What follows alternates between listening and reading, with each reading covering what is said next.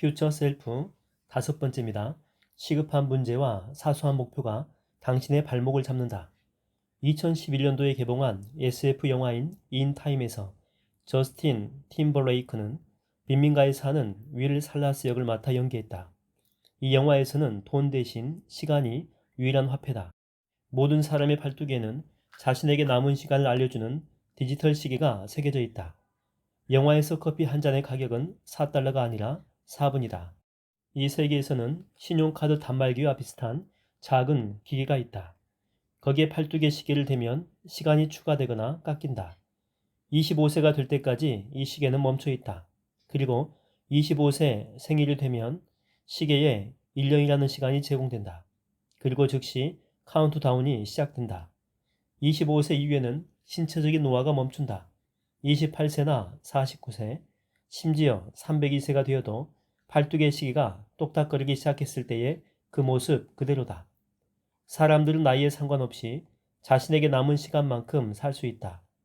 빈민가에 사는 사람들은 하루를 겨우 버틸 시간만으로 살아간다. 반면에 최상위 타임존에 사는 부자들은 자신의 팔뚝 시계에 수십 년 혹은 수백 년의 시간이 들어있어 영생을 누리는 것도 가능하다. 빈민가에 사는 사람들에게는 교대 근무를 마치고 받는 시간이 자신에게 남은 생명이다. 그들은 다음날 교대 근무가 끝날 때까지 살 수 있을 정도의 시간만 받는다. 다음날 교대 근무가 끝날 때 그 다음날 생존할 시간이 팔뚝시계에 채워진다. 빈민가 사람들은 하루의 생명을 연장하려고 일자리에 얽매여 있다. 그들은 위험한 일도 마다하지 않고 필사적으로 하루의 시간을 더 얻으려고 한다. 그들의 시계에 남은 시간은 대부분 24시간이 채 안 된다. 그들은 더 나은 미래를 만들기 위해 고민하거나 전략을 세울 충분한 시간이 없다. 이 영화에서는 시간을 다 써서 시계가 멈추면 죽는다. 거리 곳곳에는 길을 가다가 갑자기 쓰러져 죽은 빈민가 사람들의 시신이 널려 있다. 하루하루 생존을 위한 필사적인 질주가 펼쳐진다. 그런 삶에 번영은 없다. 영화에서 상위 타임존 사람들은 높은 경제적인 지위를 누린다. 그들은 좋은 직장에 다니며 여유 있는 생활을 한다. 빈민가에서 벗어나 하위 중산층 타임존으로 진입하는 비용은 1개월의 시간이다. 하위 중산층에서 중산층 타임존으로 진입하는 비용은 2개월의 시간이다. 중산층에서 상위 중산층 타임존으로 진입하는 비용은 6개월의 시간이다. 상위 중산층 타임존에서 벗어나 상위 0.0001% 부자들이 모여 사는 뉴 그리니치로 입성하려면 1년이란 시간을 지불해야 한다. 각 타임존에서 생활하는 비용은 상위로 올라갈 때마다 급격하게 상승한다. 뉴 그리니치의 식당에서 한 끼 식사를 하려면 한 달 이상의 시간을 비용으로 내야 한다. 집값은 몇 년 또는 몇십 년이다.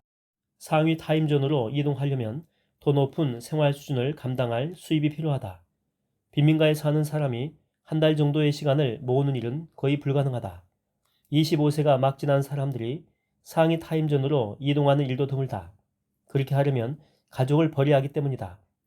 윌의 가족은 빚이 너무나 많아서 윌이 25세 생일을 받은 시간은 일주일 만에 바닥나 버렸다.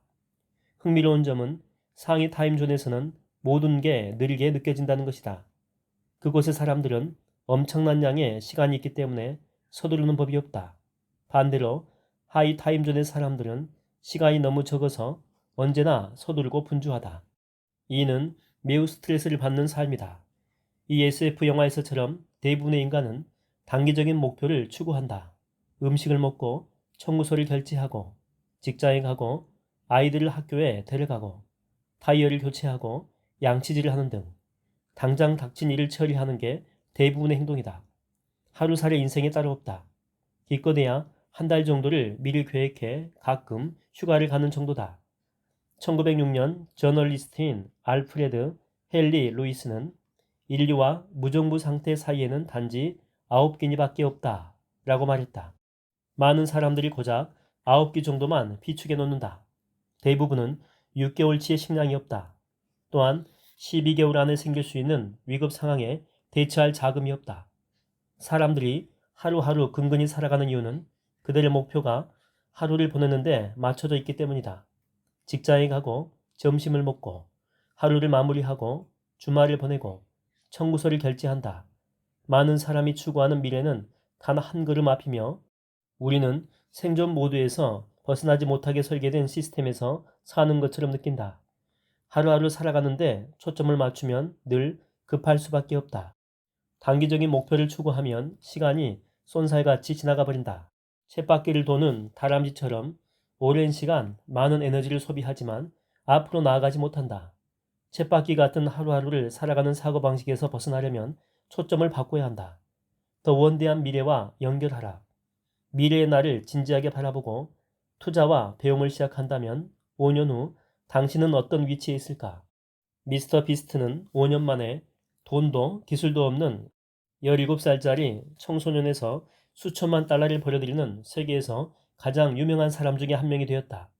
시간의 속도를 늦추고 진정한 발전을 하려면 시각을 바꿔 훨씬 더 원대하고 먼 미래를 생각하기 시작해야 한다. 미국의 34대 대통령 드와이트 아이젠하워는 유명한 말을 남겼다. 내게 있는 문제는 시급한 것과 중요한 것 두 종류다. 시급한 문제는 중요하지 않고 중요한 문제는 절대 시급하지 않다. 비즈니스 전략가인 스티븐 코비는 시간을 어떻게 관리해야 하는지 가르치려고 돌멩이와 자갈, 양동이를 사용했다. 그는 작은 자갈을 양동이에 붓고 그 다음에 중간 크기와 큰 크기의 돌멩이를 부었다. 하지만 자갈이 양동이의 절반을 차지하고 있어 돌멩이들이 다 들어가지 않았다. 코비는 양동이를 비우고 다시 시작했다. 이번에는 중간 크기와 큰 크기의 돌멩이를 먼저 부었다. 그 다음에 자갈을 쏟으니 자갈이 돌멩이 사이사이의 공간에 채워졌다. 중요한 걸 먼저 넣으므로 마법처럼 모든 게 똑같은 공간에 다 들어갔다. 자갈을 먼저 부는 행동은 사소한 일들에 집중하는 것을 말한다. 코비는 양동이가 우리의 시간이라고 말했다. 중간 크기와 큰 크기의 돌멩이는 인간관계나 계획, 배움, 건강 등 중요한 일이다. 자갈은 이메일 확인이나 모임 참석 등 시급한 일이다. 중요한 일보다 시급한 일을 먼저 할 때 우리는 결코 중요한 일을 하지 못한다. 극작가인 메러디스 윌스는 내일 충분히 모으겠다라고 생각하면 아무것도 모아놓지 않는 어제밖에 남지 않을 것이다 라고 말했다. 다람쥐 쳇바퀴에서 탈출하는 유일한 방법은 중요한 일에 우선순위를 두는 것이다. 현재 상황 너머를 생각하라. 그리고 자신에 대한 투자를 시작하라. 시급한 일보다 중요한 일을 먼저 하라. 시각을 바꿔서 장기적인 미래에 나와 연결하라. 5년 후의 목표를 세우고 중요한 목표들의 우선순위를 두어 날마다 처리해야 하는 시급한 문제보다 먼저 하라. 미래의 나를 위협하는 5번째 요인은 단기적이고 시급한 일들을 목표로 생각하고 미래를 너무 작게 설정하는 것이다. 이는 극한의 노력을 쏟아부으며 열심히 달렸지만 항상 제자리에서 맴도는 공식이다. 비즈니스 거물인 그랜트 카도는 50세까지 치열하게 살았다. 그러다가 자신이 매우 열심히 일했지만 목표를 너무 작게 세웠다는 사실을 깨달았다.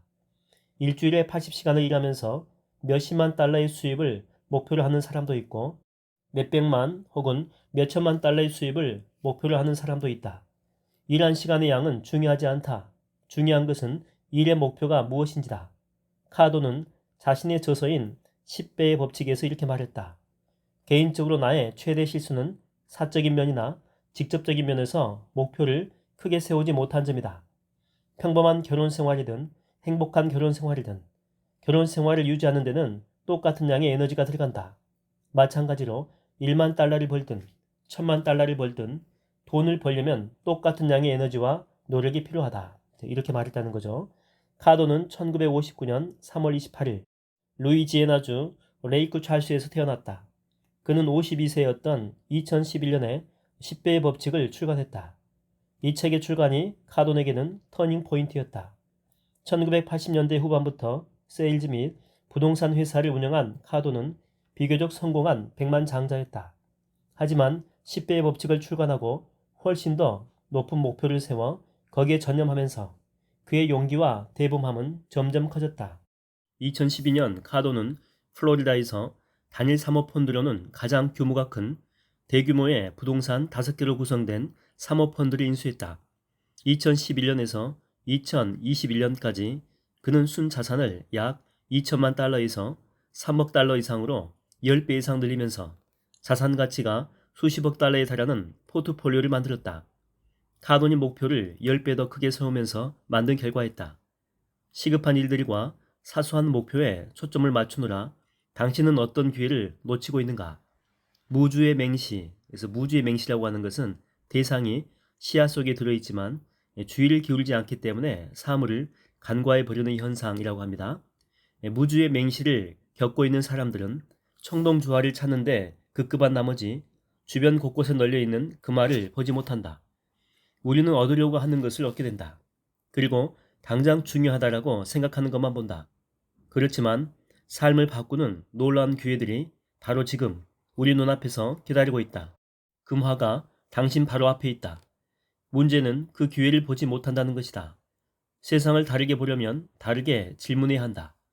어떻게 하면 올해 10만 달러를 벌 수 있을까가 아니라 어떻게 하면 올해 1000만 달러를 벌 수 있을까라고 질문해야 한다. 질문을 다르게 해야 혁신적인 생각에 불이 지피고 새로운 각도로 세상을 보게 된다. 심리학자이자 영적 교사인 웨인 다이어는 세상을 보는 방식을 바꿀 때 당신이 보는 세상이 달라진다 라고 말했다. 추구하는 것을 바꿔보자.